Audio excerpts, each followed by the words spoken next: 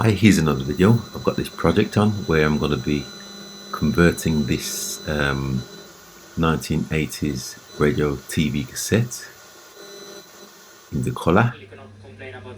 You see here, I'm going to be fitting a widescreen colour TV, 5-inch inside. And let me just show you here, this is the original listing.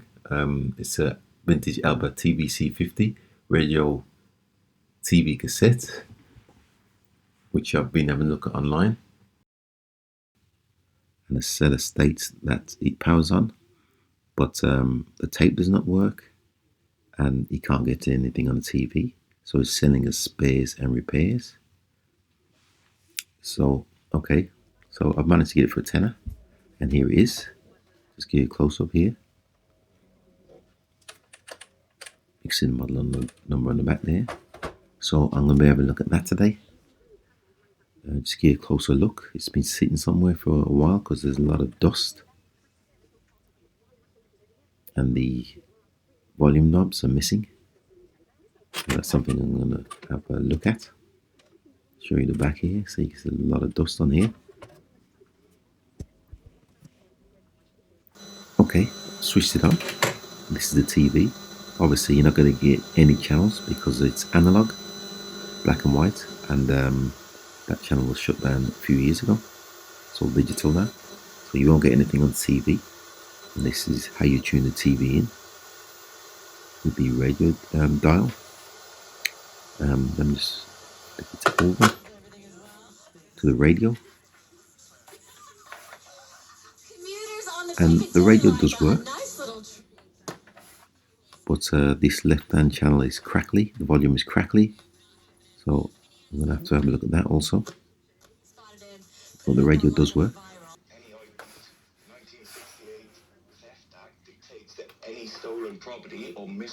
The right hand volume works fine.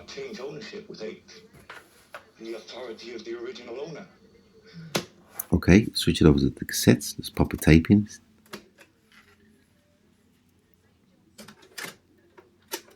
I just press play. The tape does play, cassette does play, but there's a clicking noise. I don't know if you can hear it in the background. I'll just turn the cassette around and try it again. Yeah, there is a clicking noise in the background, so I'm going to be having a look at that also. Let me just pop this cassette out. So take up wheel does turn. Okay, so what I'm going to do now, let me just pull this power cord at the back, and I'm going to be dismantling the unit here. So I'm just going to do these screws lively, because there's quite a few. Move the battery cover, one screw underneath here, and as you can see, this reveals inners. Just going to disconnect the aerial and the power supply cables. Right, let me get a close up here. Speaker there, cassette module, main PCB, CRT screen, and it's the radio controls on the right. Radio PCB. So what I'm going to have to do now is remove everything, because I'm going to give this whole unit a clean. So let me first start by remove this transformer from the back, and it's just 4 screws, and then there's 2 wires which I'm going to have to cut to remove it.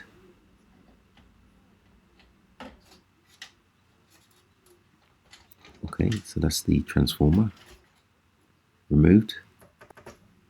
I'll just put the back cover to one side. Now what I've got to do is remove all of these instruments from the front panel. I'm going to do that lively as well. Remove the cassette module there, and that's the radio PCB and controller. And I've just removed the CRT and the main PCB.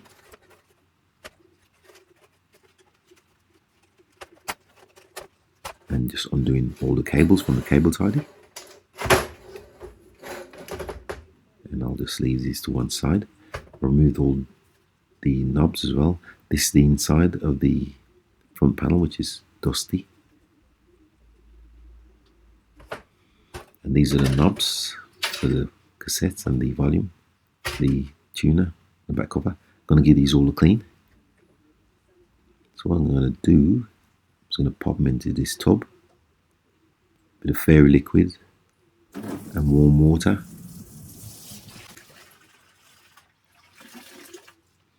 So what I'm going to do is pop these panels in. You see they're dusty, dirty. Just going to pop them in to soak for a bit. That's the buttons and the front panel. I'm going to leave them to soak, then I'm going to give them a clean with a soft brush.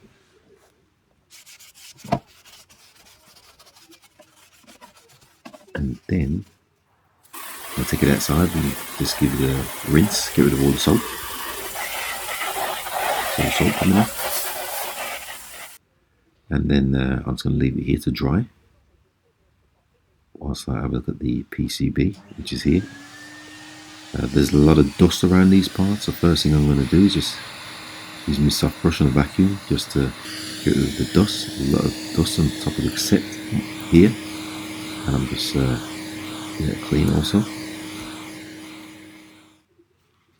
going to use some contact spray on this. Well, I'm going to put it on all the sliding controls because this side was crackly, the left hand side was crackly, so I'm just working the contact spray in. And I'm just replacing the belt for the cassette module. There's two. I'm just going to replace them as they were stretched. And here you can see I've fitted the new belts. And then it's just a bit of maintenance. I'm just going to put a bit of grease around some of the moving parts of the cassette module.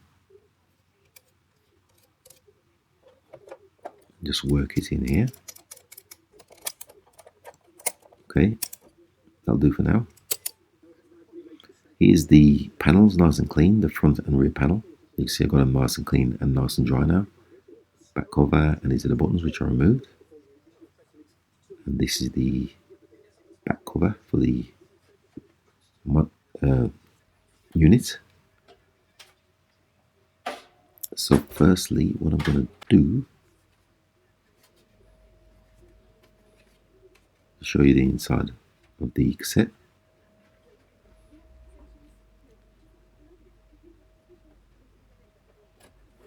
So what I'm going to do is put the whole thing back together. You can see me just fitting it all back up lively. But I am going to update this module. And I'm just fitting the transformer back in. Just going to solder it in because that's cut a couple of wires before. And a bit of glue just to stick the cassette buttons back down. Okay, let me show you here. I've got it all pretty much assembled here. I've got the transformer back in to the back cover. And let me just show you around here. As you can see, I've got the speakers, cassette module, PCB, and the CRT screen back in, and the radio PCB. But what I'm going to do, I'm going to have to remove this CRT screen and this module which comes with it because I'm going to upgrade this TV to color. Okay, I've got this handheld TV from AliExpress for 40 quid. That's it there, which I'm going to have to incorporate into the radio cassette. So first thing I'm going to do is pop the screen out. There's a perspex screen at the front. You can see just removing it. I will have to replace this because it's not wide enough. That's the perspex, original perspex removed there. And what I'm going to have to do is, because the TV is wider, I have to cut these side panels out. So I've got my extractor fan on top of the cooker. Because I'm going to be using my soldering iron just to burn this section out, or just make holes in it so I can remove it.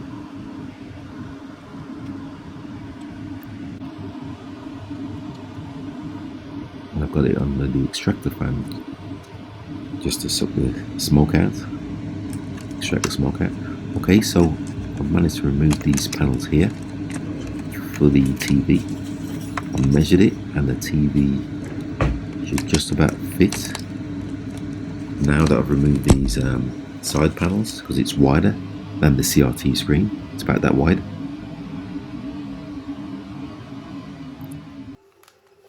So now what I've got to do is dismantle the TV. There's just one screw and then you can just pop the front section off like so.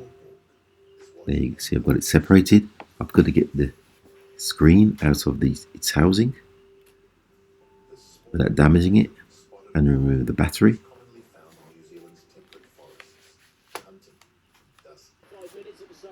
So you can see me just removing the screen's glued in to the front panel, so I'm just removing the glue,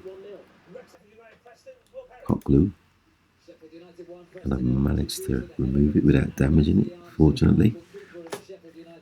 So that's the screen removed. So next thing I'm going to do is remove the battery because I won't need it. So it just unplugs, and here you can see the infrared connector. I've connected it to the infrared, so it's on the end of this wire, whereas before it was soldered to the PCB on the handheld TV. Now it's just a case of fitting the TV into the radio cassette, into its housing. So I'm just going to use my hot glue gun to glue the screen in place. And just do a mock up here. I'm not quite fully installed it yet. I'm just going to see what it looks like with the screening. Okay, that's the screening there. Happy with that. And I'm just going to have to just find somewhere to put this module here. I think I'll probably just hot glue that down as well. And this is the infrared, which I'm going to attach here through the radio dial indicator. Okay, this is the old screen here, the old Perspex. I'm going to have to create a new one because the old Perspex is not quite wide enough. I've got a bit of Perspex here. We've still got the protective cover on it. So I'm just cutting it down to size here. This will be the new screen. And now that I've cut it, you should be able to snap it in half. And I've got to cut this other section of it. Okay, so I've got the screen cut out. So what I'm going to do now, I know what size the TV is going to be, so I'm just going to mask it off with some tape. And then I'm just going to spray a border around the edge. Just stick it outside for that. So here you can see me just spraying a border for the edge of the TV screen. And that's nice and dry, so all I've got to do now is remove the tape, which I applied earlier.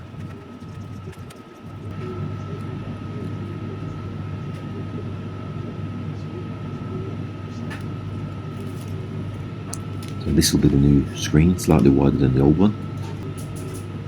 Just a little closer for that. Still got the protective Perspex, protective plastic on the one side. That's a new screen. So what I'm going to do now, I've got the TV fully inserted. I'm just going to put this plastic strip around the side, just like a projector cover. I'm just going to stick that back with a bit of blue tack. I'm going to fit this all the way around, so when you look inside the TV, you don't see the jagged edges around the side. So let me just pop this bit of paper in here just to protect the screen while I apply the glue. Just glue around the edges because I want to glue the new screen back in place. Just using some contact adhesive there. And then I can just remove this bit of paper which was protecting the screen, and then it's just a matter of applying the new Perspex screen cover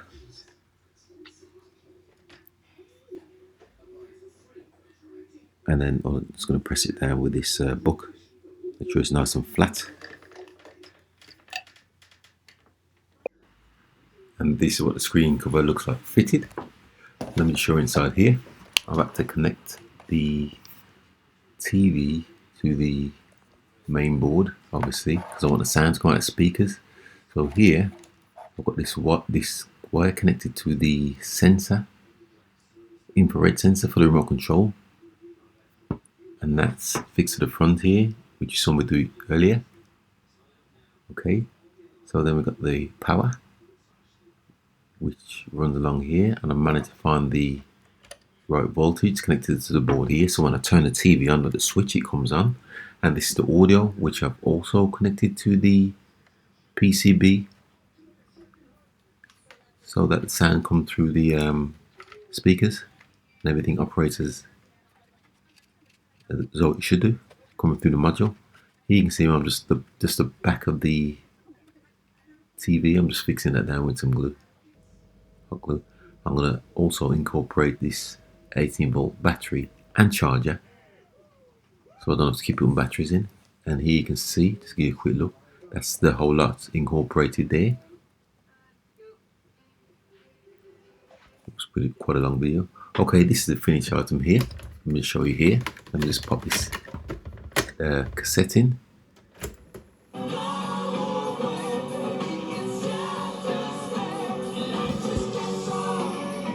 That seems to be playing okay.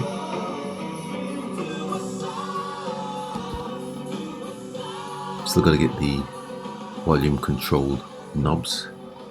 Just still trying to locate those. And let me just switch it up to the radio. This is FM. Just tune that in.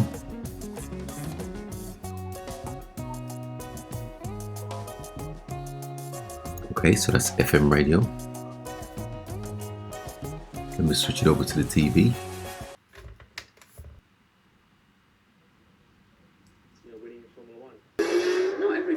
And as you can see there, TV is working fine. You don't need to tune it from the top anymore, obviously. You can use your remote control. I fitted the infrared sensor to the front radio indicator, so I'm able to turn over channels. You can also get radio on this radio channel. I'm just using it for TV. As you can see there. There's all about forms in this place, isn't it? And also the HD channels also. It's a 5-inch screen, but wider than the previous analog or CRT. So I'm going to put the cream in it, which will stop all that nonsense. That's 250 That seems to be working okay. One tape. It's been an absolute pleasure. Thank you.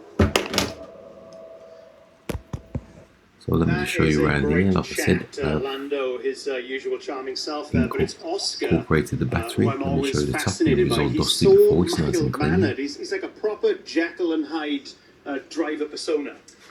Yeah, I think people are still trying to work him out, aren't they? I think just getting close to Oscar, he's still a little bit shy, you know, but when he puts a helmet on, he does not show you the rear.